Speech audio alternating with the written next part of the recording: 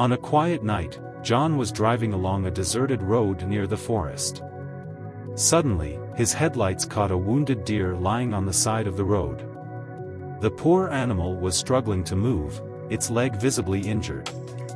Alarmed, John pulled over and called the police for help. Minutes later, a black police SUV pulled up at the scene. Two officers, dressed in black uniforms, stepped out of the vehicle. Their faces reflected concern as they approached the wounded deer cautiously.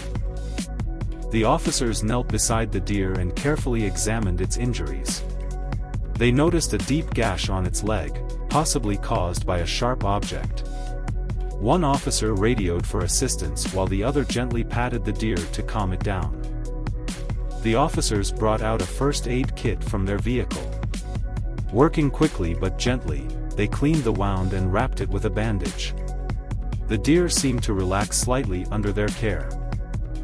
After stabilizing the deer, the officers decided to transport it to a nearby veterinary clinic.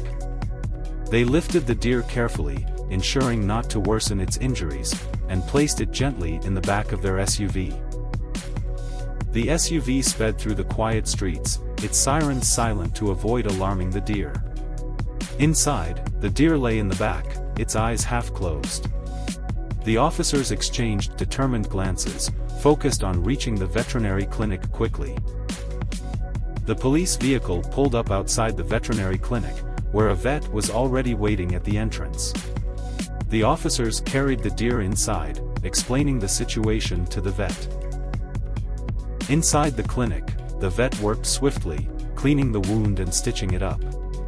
The officers watched quietly, their relief evident as the deer's condition began to stabilize.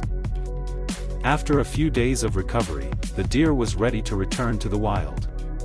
Early in the morning, the officers drove it back to the forest.